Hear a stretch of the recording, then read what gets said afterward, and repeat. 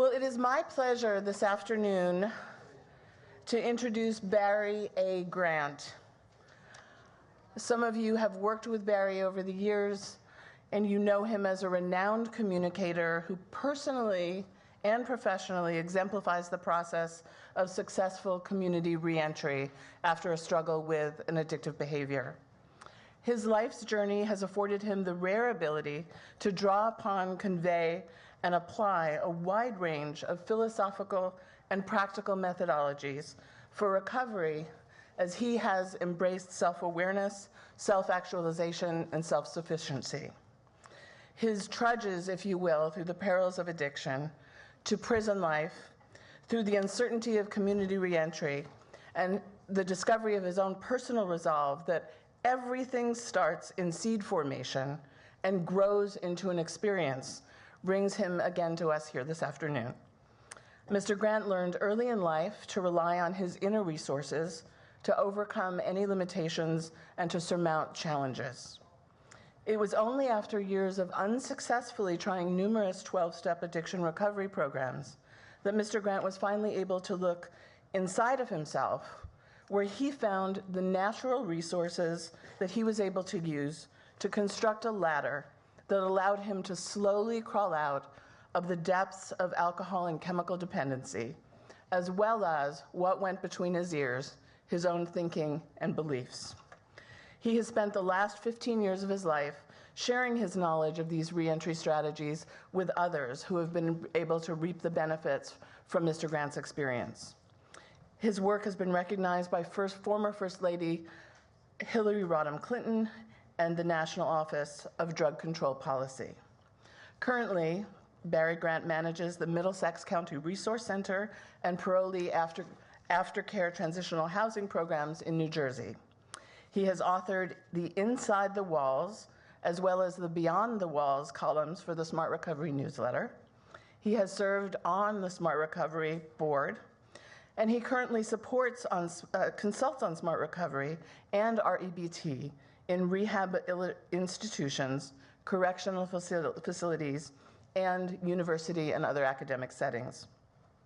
His educational achievements include a Master's of Human Services degree, a certified alcohol and drug counselor degree, and he is currently a PhD candidate in advanced studies in human behavior. Please welcome Barry Grant.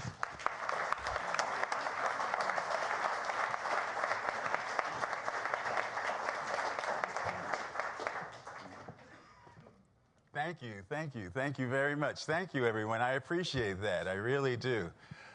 Whenever I stand in front of an audience as such, I'm always reminded of a line that says that an idea grows stronger when it's shared. And this is where I am today. The idea of smart recovery as a concept, as an understanding that there's more than one way to gain recovery and to come back to oneself through management. And understanding that we're responsible for our own recovery. We're responsible for who we are. When I first encountered smart recovery, as I said, from prison to PhD, I was in a facility in New Jersey, and in this particular facility was a classification unit. And I ran across an individual who began to tell me that he was in one of the local jails and had received information on smart recovery, and he began to share it with me. And this is only after I said, you know, I can't keep doing this over and over and over again because it doesn't seem as though anything is really working for me. People aren't understanding me. And the literature that he had that came from the central office in Ohio, and where is she? She's somewhere. Sherry Allwood. Sherry Allwood, she definitely deserves accolades because every time I would call her, she would answer, she would send me information, and she would walk me through it. And this was a reinforcing factor. I mean, to be in a situation like that, in a condition of oppression and confinement, with doubts in one's own mind about where you're going to go next was truly amazing for me. And I would be remiss in my duty and responsibility not to also mention Rich Dowling. Rich Dowling, one of the co-founders of Smart Recovery. He was in New Jersey as well and also came to visit me. These things are significant to me because it began to give me a pathway. It began to enlighten me in such a way that allowed me to go on and rely on my own self. You know, I don't need an outside consciousness. I don't need individuals to tell me what's best for me. At that point in my life, what I needed was to look inside and reintegrate who I was. That's why I believe to this day it's so dangerous. It's dangerous spiritually, metaphysically, psychologically, emotionally, physically, and actually politically and socially, not to take a look at ourselves in terms of having the best answer for who we are. Regardless of what someone else says, we are in fact responsible for our own behavior. Through and with smart recovery, I began to, as it says, manage myself in such a way that brought me to the answers that I needed.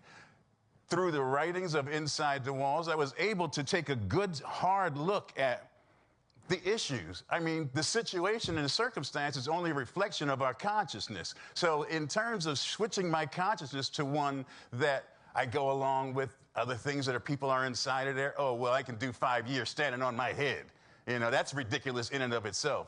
Or I can go on and I can do this again, and it's not going to make a difference because I'll always be a drug addict all my life. This is what I'm supposed to do. It's these kinds of things that are embedded in us, and I found this to be true over and over again. Whereas we interpret our experiences according to the thought systems that we're trained to believe in, and we're trained by society that we can only think about things in one way. And when we listen to someone else, I mean, they're not going to tell us what's best for us. They'll tell them what's best for them based on what they've been trained to believe in.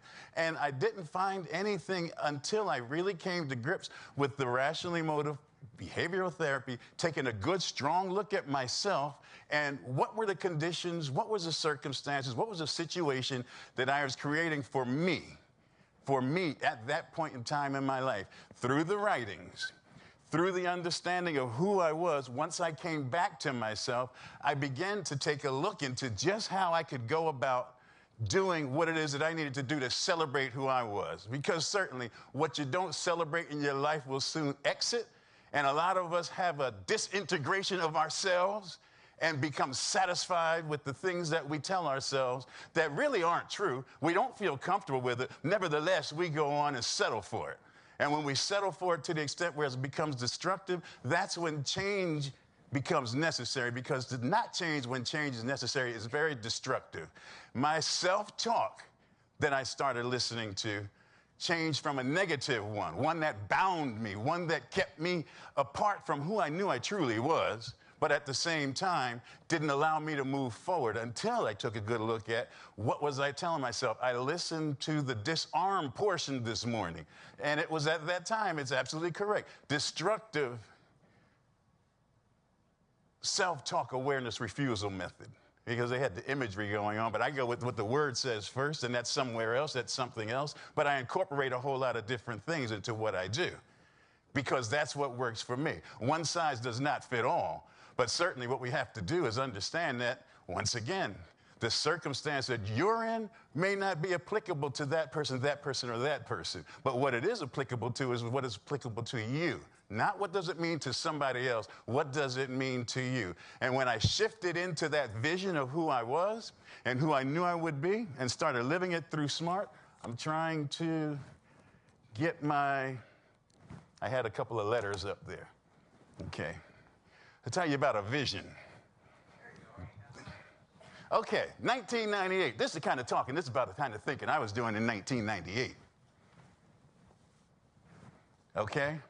And now today, I stand here before you in 2014 as a result of that vision on that side. It's not so much, but what are you doing? Who are you being? And I was being someone who had a vision through the lens of SMART at that time. And it was through perseverance and coming back to myself instead of staying aside from myself that brought me to where I am today, from the prison to the PhD program. And that's an amazing journey. Through the perils of prison, as I said, and then everything goes on in there. But then there's something within you that says, no, this is not for me. I need to be able to manage myself. And this just doesn't apply to the alcohol usage. It just does not apply to self-abuse with substances and alcohol. It applies to real-life circumstances. It applies to the marriage that you're going through and the belief that no one else is going to be there for you, so you don't even have yourself, because that's part of what goes on. See, people aren't going to come out and tell you every time what it is that holds you back, but some of those things within you that you don't really take a look at, like you say, we're loath to look at the things inside of us, but those are the very things that we need to take a look at. Because it's just not what's on the surface. What I'm learning through the self-recovery and self-management and recovery training is it not only encompasses the very surface level of what's going on, but it has a way of taking a good look at everything that's going on beneath the surface, because we sometimes, very often, more than not, we don't take a look at the fundamentals of how we live our lives. We just try to fix the circumstance. And when we just try to do that, it becomes burdensome. It becomes frustrating. Behind every frustration is a wish that wasn't fulfilled. And that wish that I could come up out of there sometimes doesn't become true, because we don't want to take a look at the whole thing. We don't want to look at it from the 5 key areas of growth: physical, mental, emotional, social, and intellectual. We just want to take a look at, oh, well, can I fix this right now? It's not anybody else or anything else who's doing something to us. It's what are we doing, and how am I conspiring against myself? That's what the deal is. And when you're in a circumstance like that behind the wall, and when you're outside of the wall as well, the people sometimes aren't going to accept you. You start doubting yourself. You get in a reaction mode. The next thing you know, oh, well, this is as far as I can go. No, to have re-encouragement insofar as from behind the wall back into a prison, the First Lady writing me. I mean, the First Lady, well, she won't be the First Lady. That was a Freudian slip, should I say? Yeah, I figured you'd get there. You like that one. You like that one, huh? Yeah, for those of us who do. Nevertheless, these are hallmarks of encouragement for me. And I would think, just by my very presence, they would be hallmarks of encouragement for you. In some ways, I may be speaking to the choir. In other ways, it's speaking to whatever it is that's inside of you that needs to be motivated. In ways of you, some of you, it's a confirmation. But whatever it means to you, I would hope that it, in fact, does do what I'd like to do, which is to inspire, which is to tell you that it just not only applies to those relationships, applies to the drugs and alcohol I was talking about, it also applies to 2011 when I was having a liver transplant, and the psychiatrist asked me, are you confused? I had the clarity of thought to say, well, how do I know if I'm confused Okay? Yeah. Yeah. It applies to that too. And speaking about purpose in that way, it took a week and a day to get a new liver. So I'm here on purpose too. There's meaning behind it. Everything starts in seed formation and grows into an experience. I know it sounds profound, but it's very, very true. It's accurate. And if you feel it, let it touch you, because it applies to everyone in here in every way. And then sometimes only in just the way that's necessary for you. But I want you to receive that nonetheless. And when I was being taken down to the lower floor for dialysis, which I'm off of now, and I was becoming frustrated because they weren't moving fast enough, and I thought about the principle there. I said, wow, you know what am I really in a hurry to go and do? And I had to laugh at myself about it. But those are the kinds of things that we have to shift our perception on. And I'm saying these things to say our perception of what treatment, now I'm moving into the master's thing, moving into the PhD, what our perception of treatment is, what our perception of mental health is, what our perception of how spirituality and our purpose for existence comes into play. All of these things tie in because we are not just one entity in and of ourselves alone. All of these things are active within us, but we want to sometimes close one off because the other one might need a little bit more attention. But as we also know, as part of the 4-point focus, we need lifestyle balance. So does lifestyle balance mean, no, I'm not going to balance it this much at this time because I'm going to balance it that way at that? No, it applies all the time on purpose for a reason, because we're all here for that reason, to understand it. And those very things sometimes that make us uncomfortable, we have to stop and think, wow, when things do change, it really does become uncomfortable, or it wouldn't be change. I would say to anyone from personal experience that when you're going through these things, when you're experiencing these things, it's what you think about the experience that determines how you experience the experience. And look at not so much what it looks like, what is it teaching you? How can I go about making this the place for my transformation in terms of being all that I know that I am? It's not that we don't know, it's remembering that we do know when the time comes to go on and act on it. When the time comes to be who it is that we say we want to be in those tired spots of the cell. Sometimes we got to remember, for those of you, because I can't call it out for you, but I can tell you for me, there's no jailer as efficient as he or she who is incarcerated by their own thinking. Huh? Yeah. Think about it. Think about it. I want you to think about it, actually. I really do. Because although I was in that cell, as evidenced here, things were going on outside of that cell. But how many of you in this room right now are incarcerated within your own thinking and aren't able to get out of that cell? And it doesn't take someone who've experienced those things to say it. Because really, if you don't change the way that you're doing it, it'll keep you in places you don't want to be, keep you for longer than you intended to stay, and certainly cost more than you were ever willing to pay. Okay? And I would strongly recommend